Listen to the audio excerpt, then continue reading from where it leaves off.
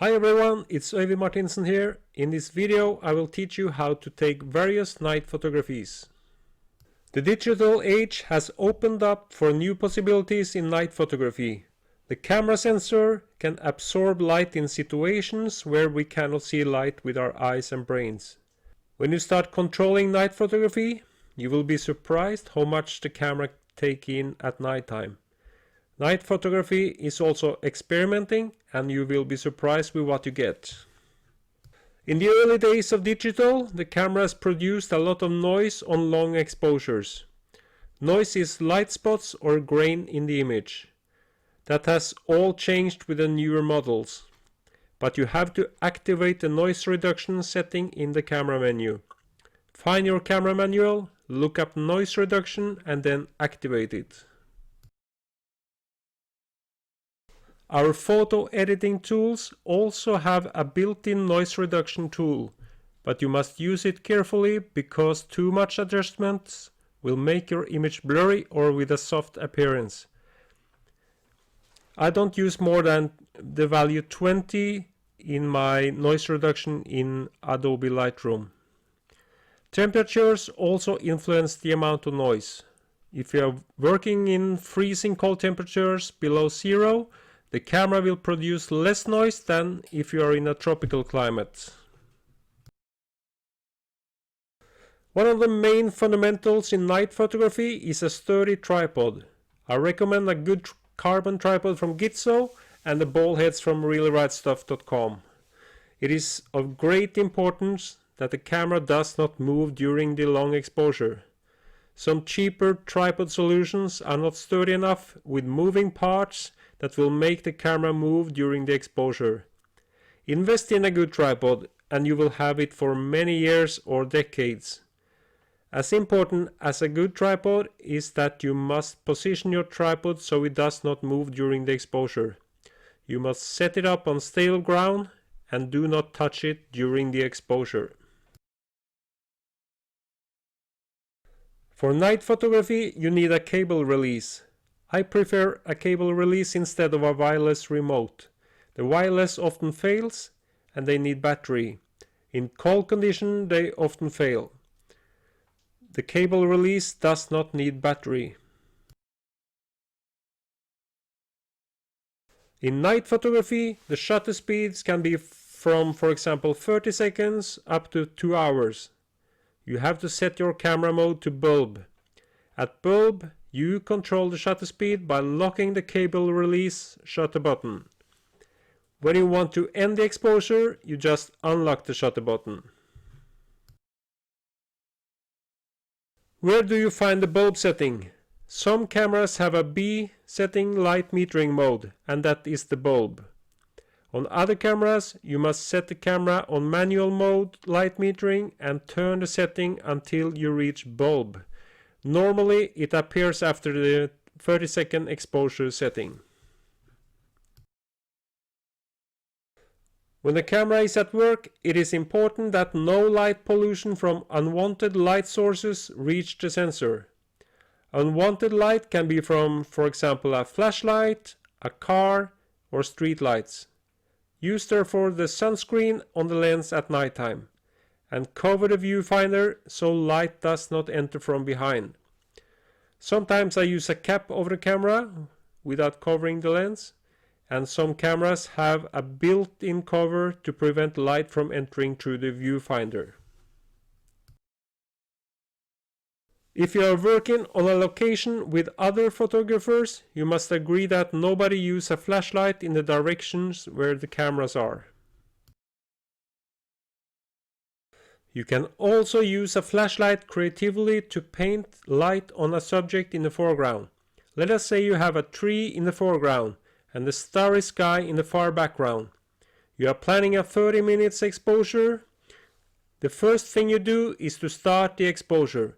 Then you point the flashlight on the tree and paint the whole tree with the flashlight for about 10 to 15 seconds, depending on the strength of the flashlight and the distance to the tree. Remember, don't point the flashlight beam on the camera. After you have finished your flashlight painting, the camera continues with a 30 minutes exposure. The result in this scene will be a lit up tree in a dark landscape with beautiful star trails in the sky.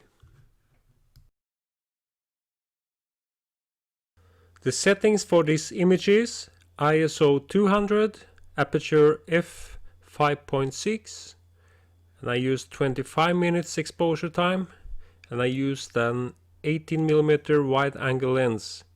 The dry tree is light painted with a flashlight for about 10 seconds. My favorite lens during night photography is my Carl Zeiss 18mm wide angle lens.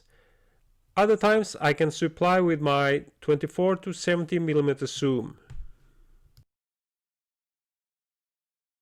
Remember that the autofocus on your lens does not work at nighttime, so you must turn off the autofocus function. Always use manual focus in night photography. Let's say you are working with star trails with a tree in the foreground. You must have at least 5 meters distance from the camera to the tree when using a wide angle lens with a f5.6. Set the manual focus to infinite and then turn the focus back about 3 to 4 millimeters. Then you will have both the tree and the stars sharp in the image. Also turn off the image stabilizer on your lens. If you are using a tripod, the image stabilizer will produce unsharp images. The reason is that the image stabilizer is built to detect camera shaking and compensate for it so the camera does not produce unsharp images. If the image stabilizer does not find any shaking, like when you are using a tripod, it will produce movements within the lens and create unsharp images. Use the image stabilizer only on handheld camera. The only exception to use the image stabilizer when you are using a tripod is in stormy conditions when everything is vibrating. Stormy conditions like that is not good for night photography unless you have a camera fixed to a concrete foundation. Remember to bring extra batteries with you because long exposures eat more of your batteries. Cold weather also makes your batteries last shorter. Good settings for Aurora Borealis or Northern Lights can be, for example, ISO 3200 or 4000, an aperture from f2.8 up to f5.6, and 5 to 30 seconds exposure depending on the brightness of the light. The settings for this image are ISO 3200, aperture f3.5, 10 seconds exposure time, and I used the 18mm wide angle lens. Remember, the Aurora Borealis is in constant motion, and the longer the shutter speed is, the less distinct will the shapes of the light be. The settings for this image are ISO 3200, aperture f5.6, 82 seconds exposure, and an 18mm wide angle lens. And here it was relatively weak northern lights, and it required longer exposure time than normal. Images of the stars or Milky Way must not be longer than 30 seconds if you want them to be dots on the sky. So it can be better to set the ISO to 4000 and use, for example, 20 seconds exposure. If you have longer shutter speeds than 30 seconds, the stars will start to take form as streaks.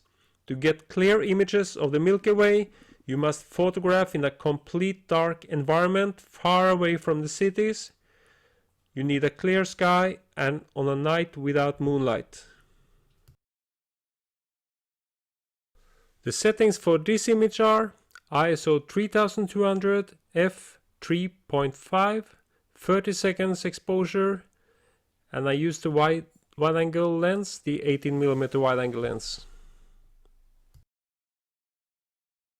My standard settings for taking pictures of star trails or star streaks is aperture f5.6, ISO 200, and the shutter speed can be from 5 minutes up to 2 hours. Remember to set the light metering mode to bulb. The longer the shutter speed is, the longer the star trails will be in the image. If you are in a very dark place with little light pollution, the shutter speed can be up to, for example, 2 hours. On the other hand, if you are in a place with more light pollution from, for example, a city, you have to use shorter shutter speeds. For example, between 5 to 20 minutes shutter speeds.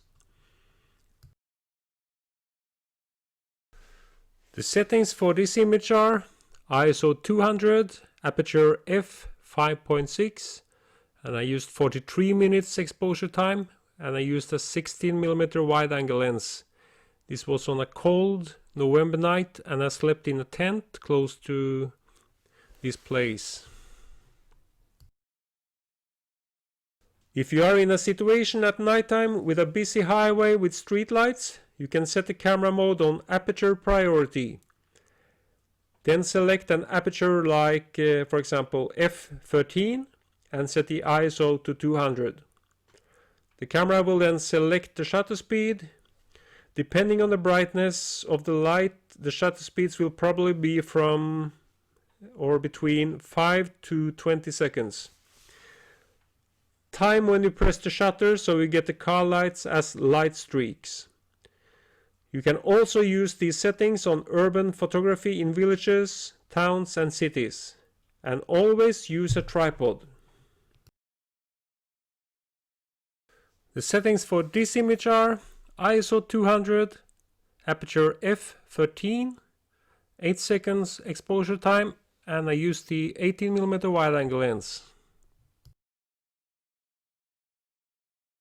When you are taking images of the moon, the exposure must not be longer than 6 seconds if you are using a wide angle lens, and not longer than 1/8 of a second if you are using a telephoto lens. This image was taken with a 100 to 400mm telephoto zoom lens at 1/60th of a second. In this image I used ISO 400, aperture f7.1. I used 1/60th of a second and a zoom to 390mm with my telephoto zoom lens. You can also use the flash to light up foregrounds or other objects in the frame. In this image I used a handheld flash and I trigger it 3 times in different positions. The settings for this image are ISO 200, aperture f9, and I used 20 minutes exposure with a 16mm wide angle lens, and the pine trees are lit up with a handheld flash. In this image I also used a handheld flash to light up the ice blocks at the seashore on a windy winter night in Norway. The light lines you see is a ferry passing through the frame. The settings for this image are ISO 200, aperture f7.1, 15 minutes exposure and with a 16mm wide angle lens, and the foreground is lit up with a handheld flash fired 3 times. This image is taken on a winter night in Norway.